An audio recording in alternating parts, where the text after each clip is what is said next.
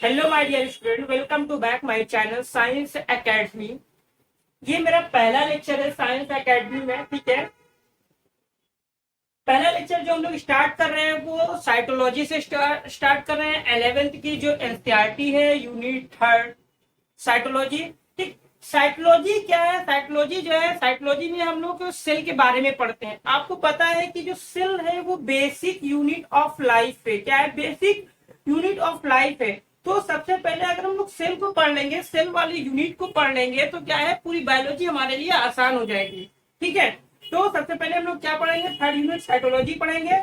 Then फिर इसके आगे के जो टॉपिक है वो हम लोग आपको डायरेक्ट मेंशन कर देंगे कि कौन कौन से टॉपिक हमें एक सिस्टमेटिक वे में पढ़ने हैं। ठीक है ना, ऐसे नहीं रैंडमली कहीं से भी उठा के पढ़े, नहीं, एक सिस्टम से बने, सिस्टम से पढ़ेंगे। ठीक है, सिस्टम से जब पढ़ेंगे ना तो सारे टॉपिक्स हमें क्या है, अच्छे से तैयार होंगे। ठीक है, अच्छे से हम उसको तो क्या है, पढ़ेंगे। ठीक है, तो आइए हम लोग ऐसे यूनिट ऑफ लाइफ स्टार्ट करते हैं। तो यूनिट थर्ड है। आपको पता है कि एनसीईआरटी में किसी भी यूनिट को स्टार्ट करने से पहले उसमें एक बायोग्राफी दी हुई थी। ठीक, साइंटिस्ट क्या है, बायोग्राफी, उसका जीवन परिचय दिया होता है। ठीक है, तो कोई भी एनसीईआरटी कोई भी यूनिट हम लोग स्टार्ट करेंगे तो सबसे पहले हम लोग क्या करेंगे, उसकी बायोग्राफी पढ़ेंगे। ठीक, तो यूनिट थर्ड हम लोग सेल की जो यूनिट है, सेल यूनिट की जो यूनिट है उससे पहले हमारी बायोग्राफी दी हुई है। ठीक है, जिसमें साइंटिस्ट का जो नेम है वो GN Ramachandran.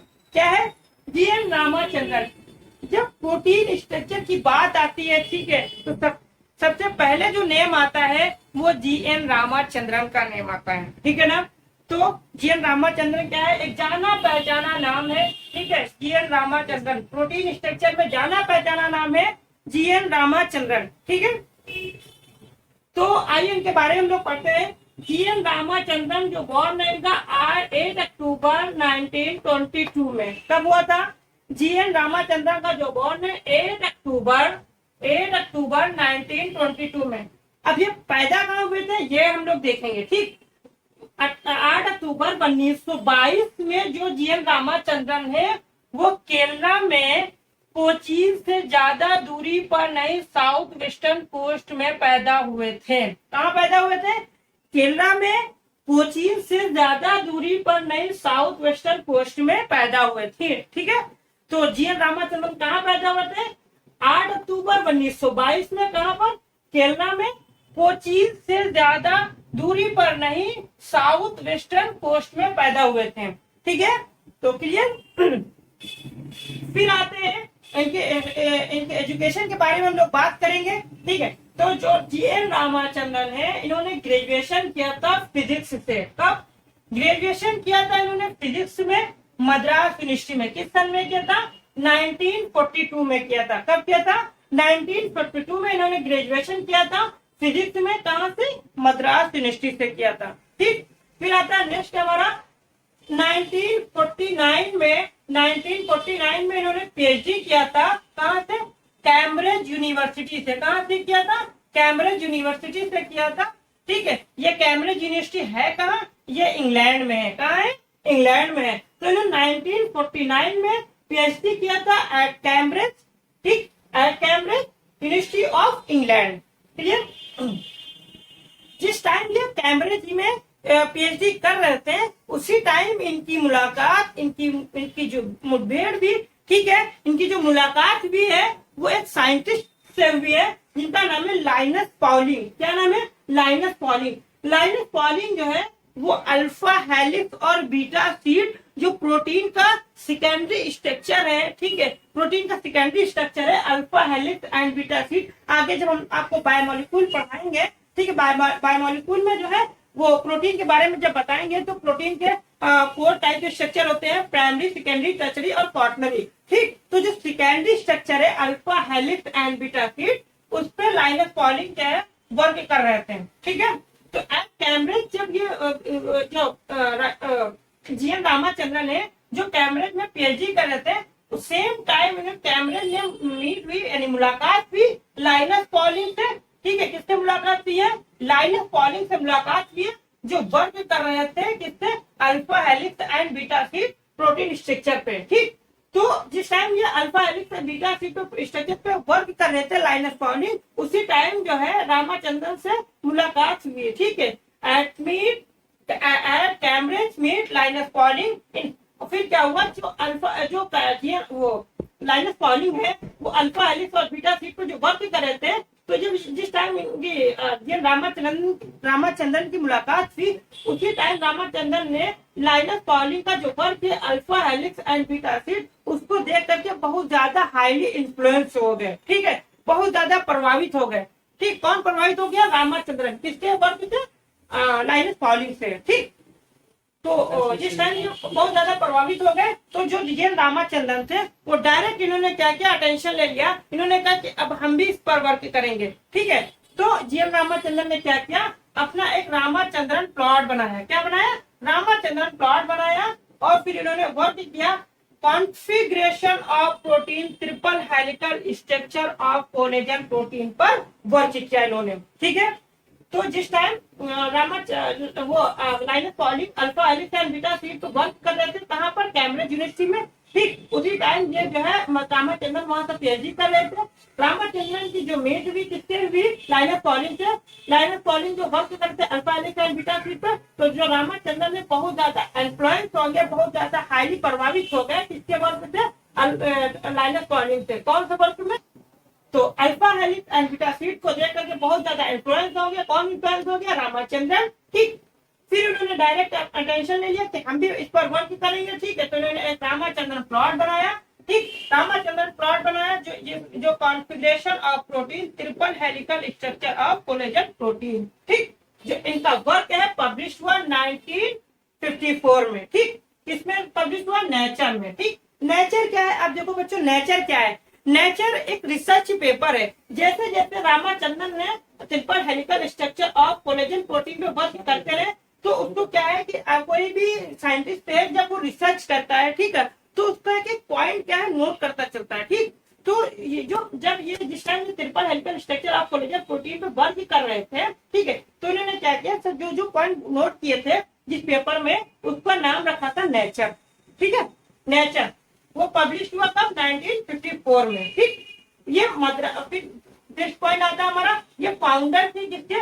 Madras school of conformational analysis of biopolymer. ठीक, कहाँ के फाउंडर थे? Madras school of conformational analysis of biopolymer. ठीक, फिर ये 7 अप्रैल को 2001 में डेथ हो गई इनकी। ठीक है, तो ये हमारी रामाचंद्रन की बायोग्राफी थी। ठीक है, ये क्या है, एनसीईआरटी का एक पॉइंट, एनसीईआरटी में ये बायोग्राफी दी भी है। तो नीट में क्या है कि एनसीईआरटी, तो बच्चों हम लोगों ने क्या, सेल यूनिट ऑफ लाइफ का जो है वो जो यूनिट से पहले जो बायोग्राफी थी उसको हम लोगों ने कंप्लीट किया। अब आते हैं हम लोग अपने टॉपिक पे। ठीक है, तो सेल यूनिट जो सबसे साइटोलॉजी में जो सबसे पहला टॉपिक है, हम लोग पढ़ेंगे सेल यूनिट ऑफ लाइफ। ठीक है, सेल यूनिट ऑफ लाइफ पढ़ेंगे। सेल यूनिट ऑफ लाइफ में पूरा सेल के स्ट्रक्चर को, पूरे सेल की डिटेल स्टडी हम लोग करेंगे सेल यूनिट ऑफ लाइफ में। ठीक है, तो सबसे पहले हम लोग क्या है, साइटोलॉजी पढ़ते हैं। साइटोलॉजी में सेल यूनिट ऑफ लाइफ पढ़ते हैं। कुछ बेसिक इंट्रोडक्शन है यहाँ पर, ये बेसिक इंट्रोडक्शन है।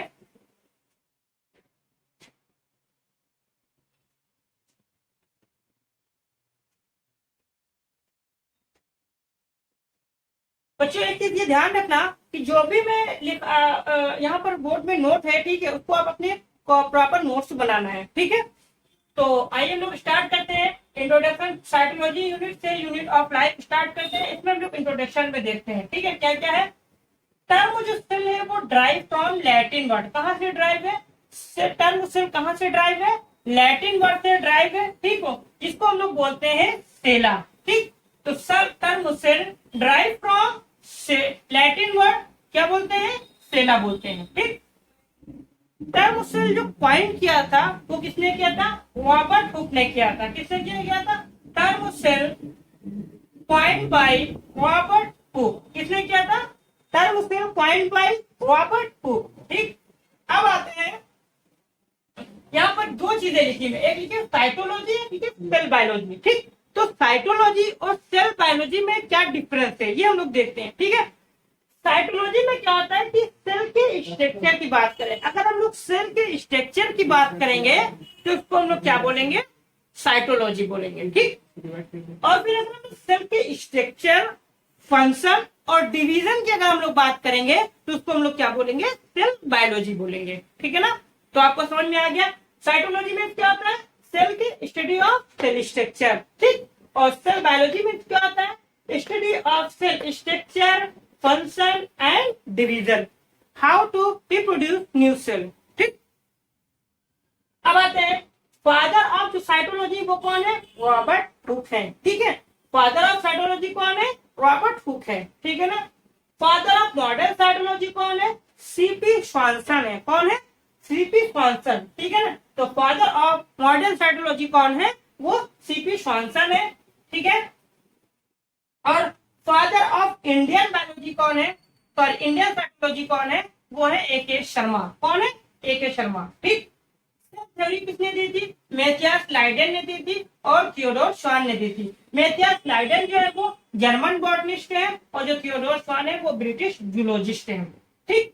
तो एक बार फिर से हम लोग इंट्रोडक्शन को देख लेते हैं। टर्म सेल किसने ड्राइव किया, term cell drive from Latin word, ठीक।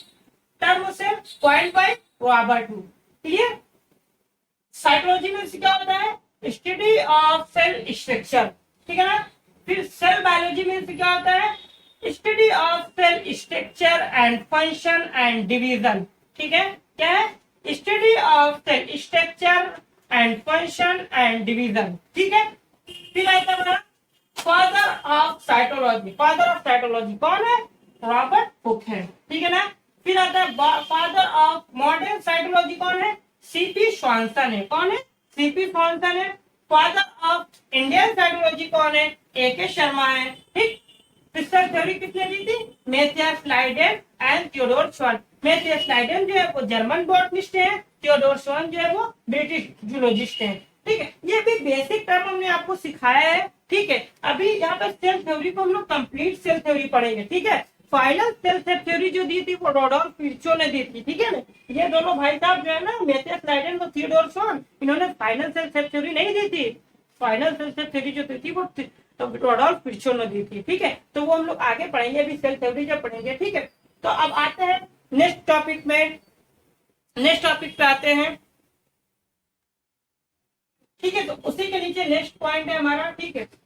जो ऑर्गेनिज्म है वो टू टाइप के पाए, एक लिविंग पाया जाता है, एक नॉन लिविंग ऑर्गेनिज्म, ठीक है। तो हम लोग क्या है, कितने पाए जाते हैं, कितने पाए जाते हैं, एक नॉन लिविंग और दूसरा क्या है, लिविंग। अच्छा, लिविंग बीइंग को अगर आपसे कोई पूछे कि लिविंग को डिफाइन करो तो आप कैसे डिफाइन करेंगे, अगर आपसे कोई पूछे कि लिविंग को डिफाइन करो तो आप कैसे डिफाइन करेंगे, कोई है आइडिया आपके पास, लिविंग को डिफाइन करने के लिए कैसे डिफाइन करेंगे, क्या करेंगे आप, यही बोलेंगे डायरेक्टली, ऑक्सीजन ले रहा है, कार्बन डाइऑक्साइड को क्या कर रहा है, स्पिल आउट कर रहा है ना, नहीं। लिविंग बीइंग को डिफाइन करने के लिए सबसे पहले आपको सेल को डिफाइन करना होगा, ठीक। लिविंग बीइंग को डिफाइन करने के लिए सबसे पहले क्या है, सेल को डिफाइन करना पड़ेगा। सेल क्या है, बेसिक यूनिट ऑफ लाइफ, क्या है, बेसिक यूनिट ऑफ लाइफ, जो लाइफ का बेस है ना। तो अगर किसी चीज को डिफाइन करना है, ठीक है, तो क्या है, सबसे पहले किसको डिफाइन करेंगे, सेल को डिफाइन करेंगे, ठीक है। लिविंग बीइंग के लिए क्या है, लिविंग बीइंग को पाया जाना यानी एक सेल का पाया जाना, ठीक। सेल क्या है, building block of living being, क्या है, building block of living being या structural and functional of life, क्या है, structure and function of life, ठीक। कोई भी ऑर्गेनिज्म अगर उसमें कंप्लीट सेल है तभी वो लिविंग बीइंग है, ठीक है ना। हमने आपसे क्या कहा कि अगर उसमें कंप्लीट सेल है तो वो क्या है, लिविंग है, अगर कंप्लीट सेल नहीं है तो वो क्या है, नॉन लिविंग है, क्या है, लिविंग नहीं है। Anything less than A complete structure does not ensure of living being, ठीक है। तो अगर कंप्लीट स्ट्रक्चर नहीं है तो वो लिविंग नहीं है। तो क्या है, लिविंग को डिफाइन करने के लिए सेल का एक कंप्लीट स्ट्रक्चर होना चाहिए, ठीक। तो क्या है, लिविंग क्या है, लिविंग बीइंग को डिफाइन करने के लिए हम सेल को डिफाइन करेंगे, क्या है, building block of living being, cell क्या है, building block of living being, और क्या है, structural and functional unit of function of life, ठीक। अब आते हैं टाइप ऑफ सेल। अगर एक सेल का बना हुआ आइटम है तो उसको हम लोग क्या बोलेंगे, यूनिसेलुलर। क्या बोलेंगे, यूनिसेलुलर। ठीक, अगर एक से ज्यादा सेल का बना हुआ है, मोर देन वन सेल, तो उसको हम लोग क्या बोलेंगे, मल्टी सेलुलर ऑर्गेनिज्म। ठीक है, तो समझ में आ गया। अगर ऑर्गेनिज्म एक सेल का बना हुआ है तो उसको हम लोग क्या बोलेंगे, यूनिसेलुलर। अगर एक से ज्यादा टाइप का बना हुआ है, यानी एक से ज्यादा सेल का बना हुआ है, तो उसको हम लोग क्या बोलेंगे, मल्टी सेलुलर ऑर्गेनिज्म। ठीक, जो यूनिसेलुलर है ऑर्गेनिज्म है, वो इंडिपेंडेंट एग्जिस्टेंस होते हैं। क्या होते हैं, इंडिपेंडेंट एग्जिस्टेंस होते हैं और परफॉर्म करते हैं इसेंशियल फंक्शन ऑफ लाइफ। किसको परफॉर्म करते हैं, essential function of life. Essential function of life, life की फंक्शन के लिए क्या जरूरी है, रिस्पायरेशन। रिस्पायरेशन क्या होता है, कार्बन डाइऑक्साइड का क्या है, बाहर निकालना, और ऑक्सीजन का क्या है, अंदर लेना। ठीक, किसके थ्रू, रिस्पायरेटरी ट्रैक के थ्रू। ठीक,